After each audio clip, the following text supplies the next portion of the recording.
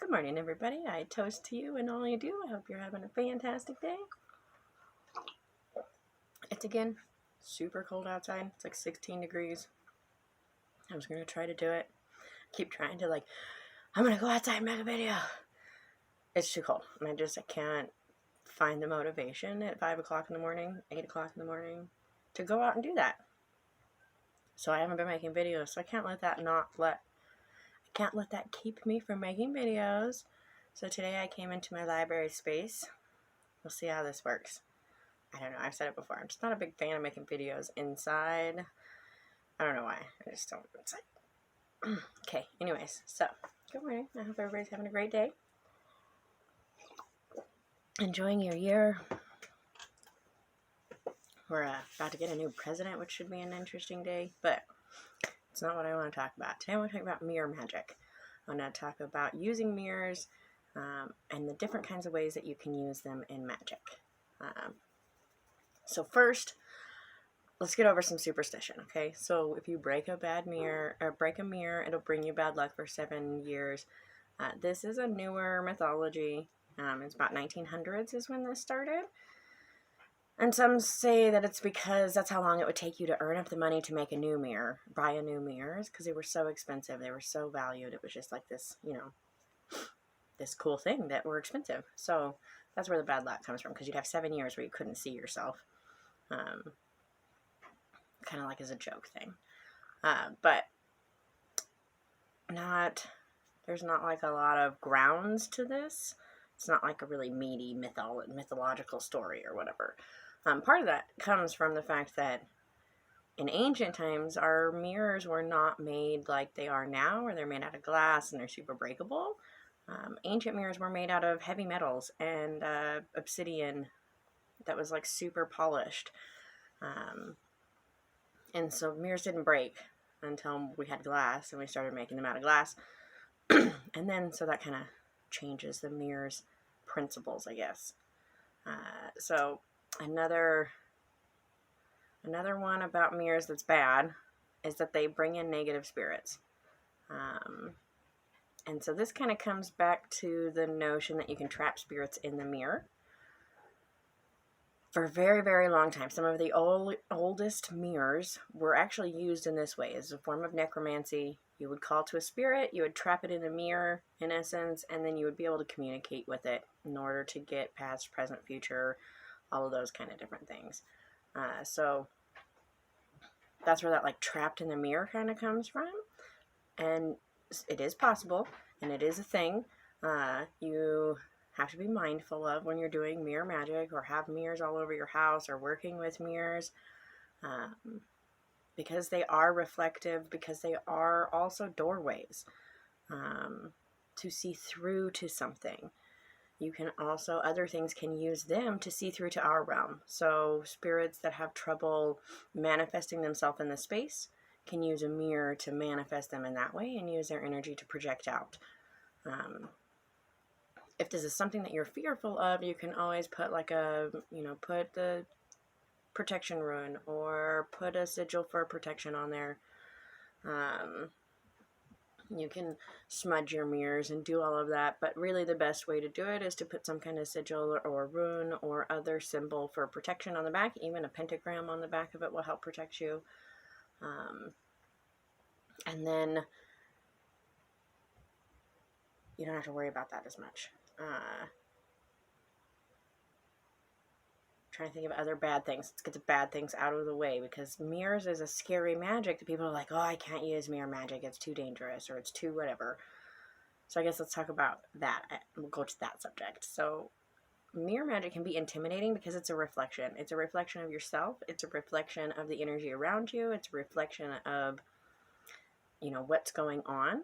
And it shows you things as they are and as they could be. I guess, and in some cases as they were, but it shows things to you with the truth and a reality that often is harsh. I find working with mirror magic similar to working with the grandmother or the crone goddess. And I think that for the same reasons that we are intimidated by this energy, are why both of them are kind of like, oh, it's hard to work with the crone, or It's hard to work with mirror magic. These magics are honest. They don't hold back. They're not going to sugarcoat it. You're not going to get some fluffy bunny like, oh, let me hold your hand and let's work through this together. That's not the kind of magic that you're going to get from these energies. These are real. This is it. I heard in one of Summer's videos the other day, she said something about mirror magic, and when you look in the mirror, you are reflecting what's real. As where, like, when I see myself in my phone, it's not as real. I mean, I don't have like the blemish stuff on, but it's not the same reflection as when I look in the mirror. I see every imperfection when I look in the mirror. And so when we're working with the mirrors and we're taking that with us, and we're like, oh, I see all these imperfections. I see everything that's broken. I see everything that's not right. And the mirror shows them to me. If we take that information, like we take Mercury retrograde often, as negative, the truth hurts. I don't like when people point out my flaws or my problems or the things that I need to work on. And mirror magic that's where that fear, that unease comes from with working with mirrors, is because that magic is so reflective back, and a lot of times it does. I mean, it's hard to see that. But the flip side of that is that mirror magic in that way can be great for you to work on yourself, to accept your own reality, to work on things of the past. I saw another great video recently, and she said that she looked in the mirror and to talk about her past problems and things that had happened, her past traumas. And she would look in the mirror and she would tell herself, this is what happened and it's not your fault, and that's it. And just the reality of the situation. And saying these things to herself in the mirror really, really helped. This is a mantra, like we talked about the other day. We talked about mantras. Saying mantras in the mirror and looking at yourself in the mirror really, really can also help, because you're looking at yourself, you're reflecting that message back to yourself, and it works like, when you have two mirrors next to each other and then you see the image forever. When you are talking to yourself in the mirror and it's reflecting back at you and you're going back and forth like that, you're doing the same thing and you're creating that eternal continuation. And so your energy is expanding out eternally.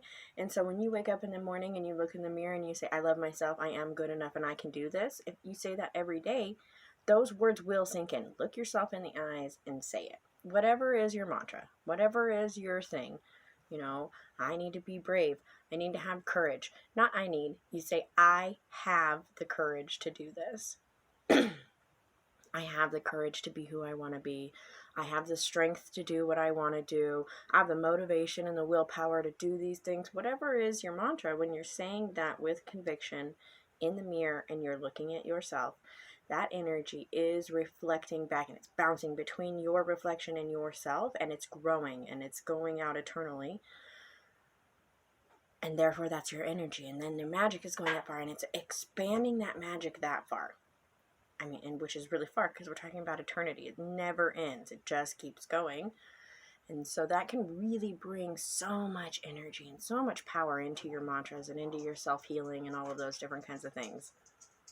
There goes the dog. Can you hear him prancing with his little Murph. Yeah, they can't see you today. Yeah, can't see him. He's a big whiner. He's going to start barking soon. He's trying to train the children to give him dog treats. Since he's old and he's very smart, he's figured it out, and he knows that if he just barks at them for long enough, that they'll get him a dog treat to make him shut up. Huh. You are the whiniest pit bull in the whole world. Look at this big whiny pit bull. Oh, now see, he doesn't want to be upset. He's like, out of here. Anyways. So, I'm going to pause for a second. I'm going to put him back upstairs. He opened the door by himself. Okay. We got him upstairs. They're getting him some breakfast. Yeah. The kids can take care of it. Anyways. Okay, so that mirror magic is really reflective and eternal, moving, all that stuff. Okay, so another form of magic is through divination. and using that reflection to show you past, present, future. So let's talk a little bit about the history of this and where this practice comes from. And I mean, it goes way back. So if we go way back 2,000 to 2,000 years BC, in the Chinese Han Dynasty, H-A-N, someone goes Han Dynasty, they started making mirrors. Well, they started writing it down and whatnot. So I imagine it was probably something that was already happening, but we have clear evidence of these mirrors. Now, they would make their mirrors out of bronze, and they would be made in a very, very special way that they seemed magic in themselves. So what they would do is they would create a very thin piece of bronze. On one side, they would put symbols and words and pictures or whatever. And then the other side, they would super polish, so it would be really shiny. Now, when the light would reflect off of these bronze mirrors, okay, so here's, we'll say the back of my hand is the side where they would put the symbols, and the front of the hand is where they would put this shiny side, okay?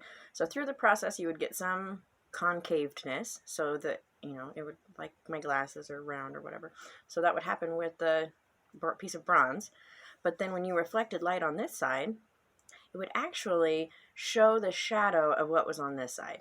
Now, for a really long time, some people were like, well, obviously it was magic. Obviously. Western philosophers were like, oh, it's because it's so thin. Some said that it was because they got it so hot and then cooled it down so quickly that it created microfractures. There are a lot of different ways, the reasons. It actually has to do with the concavedness of the bronze in the areas where it's thin versus thick on the other side. But with the science side, it did reflect the shadow, and therefore it became this very magical tool of reflection and repelling and protecting. So one thing to keep in mind when we're talking about all of this, which we're talking about reflections, in magic, opposite and equal, you always have to keep that in mind. So if something reflects, it also will banish, you know. So if it's pushing that energy forward, it'll also push that energy away. If it's bringing it up, it'll also bring it down, whatever, all that kind of opposites. There's always an opposite in your magic naturally. And so in mirror magic, you have the you can send away the energy or you can bring in the energy. So these ancient mirrors were used in that way. So they would have some mirrors that would bring in good energy, and they would have some mirrors that repel bad energy. And so they were used in that manner as protection and as like cherished, honored family heirlooms kind of things that like protected your household and took care of you. And they continued on for a long time, and that's the thing. So that was one of the really old ways that they were used. They were those bronze mirrors. Now, if we go other side of the planet, many, like 1,000 years later, 2,000 years later, 1,000 years later, dating things that go on in the Mayan area, I think are kind of hard because of the way that they built on top of each other and all of that hot stuff. But anyway, so we'll go to, 2,000 years ago, into the beginning of this century, this era, and the Aztecs were polishing obsidian to the point where it was so shiny you could see yourself. This is now one of my new coveted magical tools. I want an obsidian polished mirror. It's amazing. But, so they would use the dark scrying mirrors, and they would use this to see into the future or the past. They would also use this to communicate with one of their gods. I'm not going to try to pronounce his name. It starts with a T. He's a god of communication, and he wore all black, and he had a big mirror on his chest so that he could communicate with the people through the mirror. So for the Mayans, the mirror was a way to communicate with the divine. It was a way to communicate with the energies that we can't see. So what it was doing is it was bringing their energy into the sight and making it so that you could communicate with them. For me, this brings up an amazing point about the divine being within you. And when you look into that dark obsidian mirror, what's being reflected back is your divine energy. That energy is in you all the time. And that's why dark mirror scrying can be so effective. And I also think it can be intimidating because people are not always comfortable with their own divinity. Being divine, especially people who come from very devout Catholic and Christian upbringings, it's really hard to believe, to change your thought process from believing that the God is an exterior over there. I can't touch it. I can't see it. I cannot even really grasp it. It's hard to even communicate. Prayer, I mean, when you pray to God, it's not very often that it's not to be expected that he's going to have a conversation with you. That's a miracle when God talks back to you. In Christianity, well, in paganism, it is the complete opposite. The divine is always within you, and you can always communicate with them. And I'm talking to myself. Sometimes I tell my kids, I'm not talking to myself. I'm talking to the goddess. Even though I'm really just, whatever. It's funny.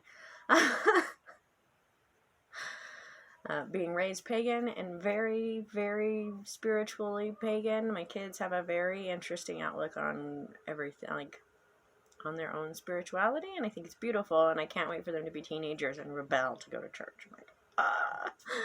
I'm just waiting.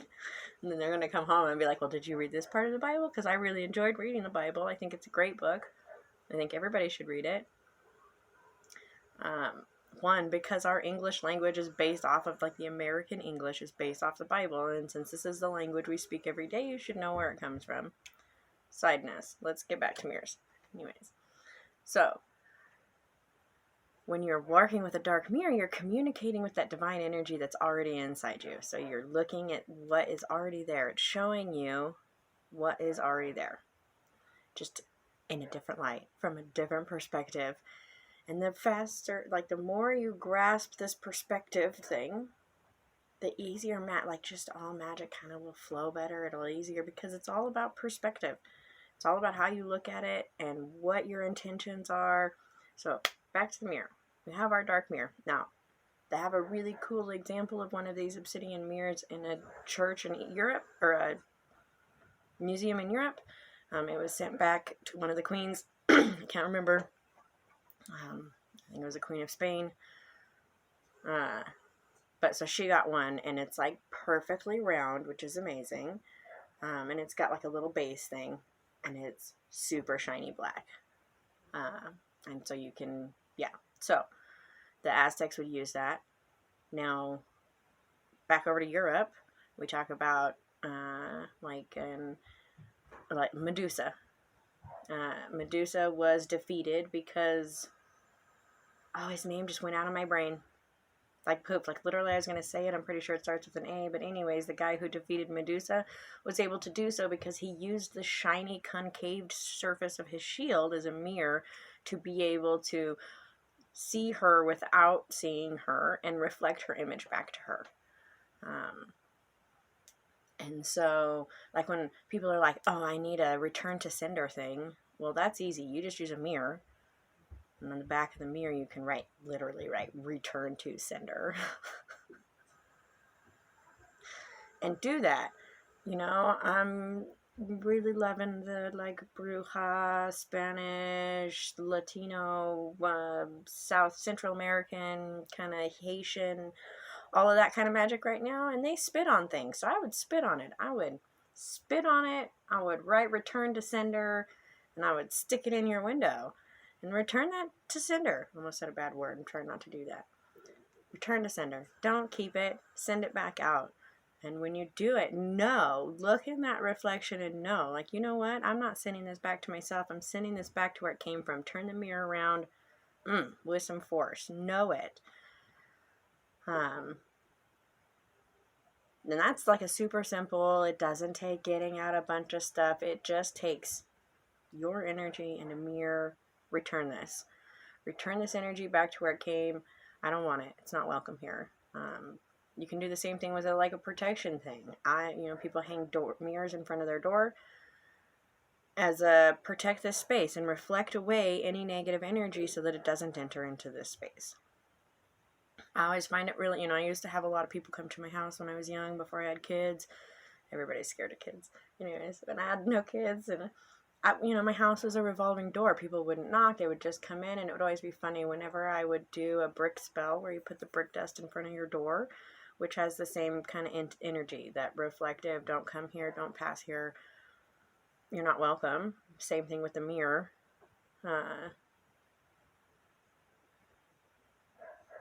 It would be funny on people who would be like, suddenly they wouldn't, like, literally wouldn't be able to come in the house. They were like, I used to do readings or whatever, and people would come on and be like, I just got a call, I got to get out of here, or can we do this outside? And it would just be weird, subtle things where they would feel uncomfortable coming into the space, which is just, and the same thing works with the mirror. So if you put up that mirror, they see themselves, it reflects them back, and they go away. I think I hear a child calling. I do. Okay, hold on. I'll be right back. See why I don't do videos inside? Back and forth. They know I'm here. If I was outside, they would have problem solved and nobody would have had to need... Anyways. Okay, let's wrap this up. Alright, so... Hermes made a mirror for... Vesta, so that she could actually hide what she was doing, and so that she could have an affair. So she would put up the mirror and it would reflect back to the world what other people wanted to see, a mirage spell, so that she could do her dirty deeds without anybody noticing. So mirror magic is not just one thing. It is not just talking, mirror, mirror on the wall, who's the fairest of them all. And it's not that evil, it's not that vanity, it's not the origins of mirror magic. That's a modern interpretation of mirror magic taken by the church and used to make mirror magic more evil, more scary, more... that's not what it is. I think that dark mirror scrying can be really, really useful, especially when you're looking into your own past. I find that when you're doing introspection and you are trying to look deeper into what actually happened. So you look into the dark mirror so that you can see what actually happened. Then you look into a light mirror, a normal mirror, and you talk to yourself and you tell yourself, this is what actually happened. It wasn't my fault. I didn't deserve this. Or I didn't do anything to this. Or... maybe you are having to accept responsibility. This is what happened, and I did that, and now I need to accept that responsibility and just move forward from this and learn from that and move on. And so you can use mirrors in a lot of different ways. It's not just one thing. It's not just a mirror. I have a good friend, love her to death. They have too many mirrors in their bathroom, and so she doesn't like it because she's like, it creates this weird vortex, which is another thing. So mirror work is also used in portal work. So you can use that to open up portals and do different things and get into different energies, because they are that transition, and transition energy isn't the right word.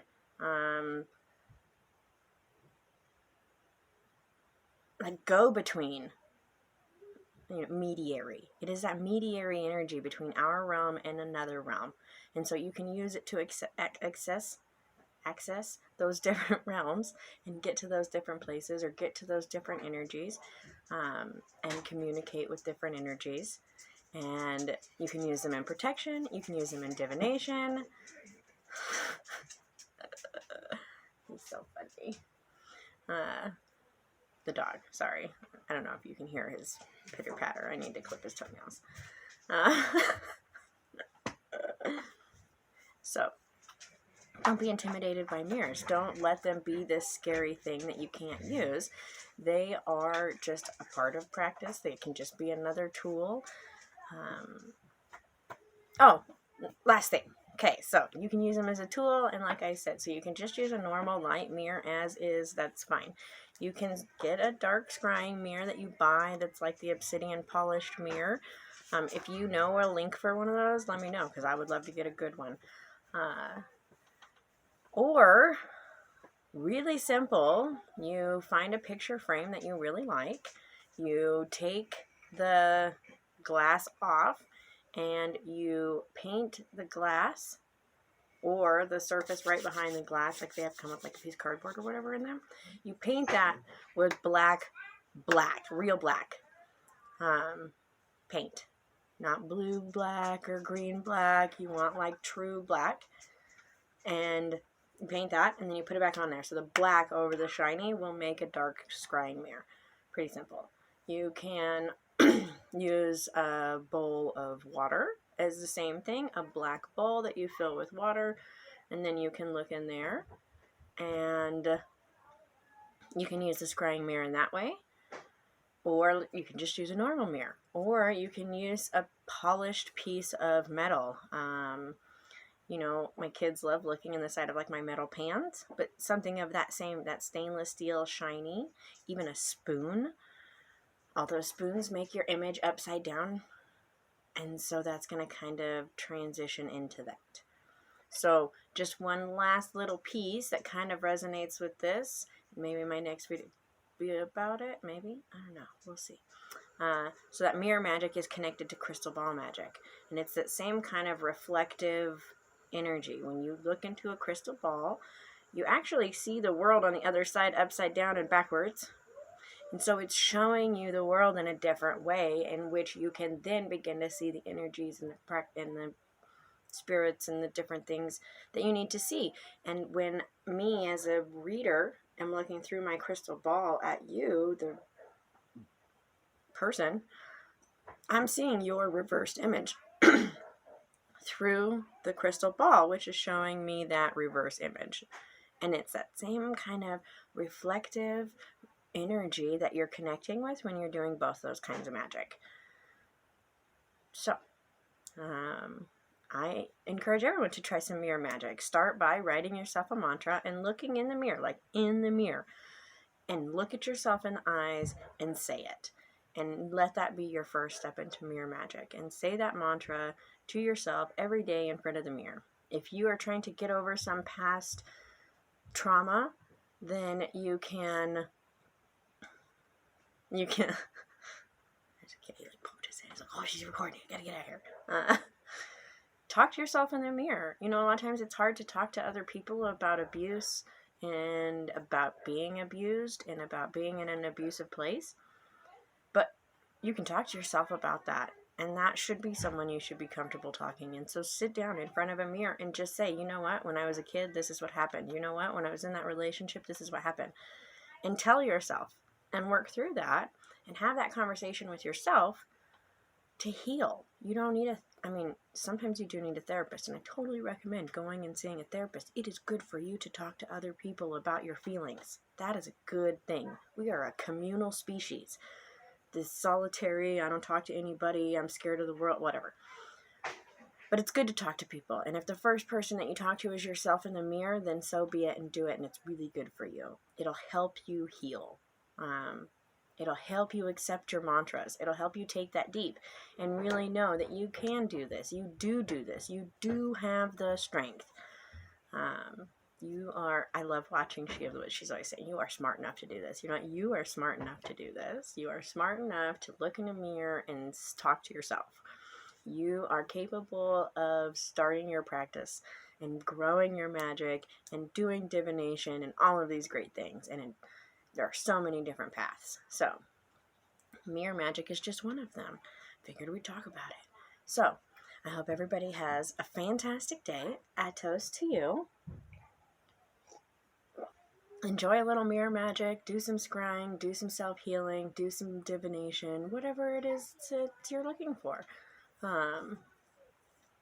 And let me know. Let me know what you think about mirror magic. What kind of mirror magic do you do? Do you use it? Do you just use it to get ready in the morning?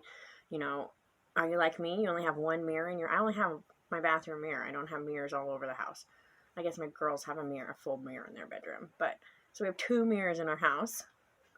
So they are very, this is a place. This is a thing. When I use them, I'm using the mirror. I use a bowl for dark mirror scrying,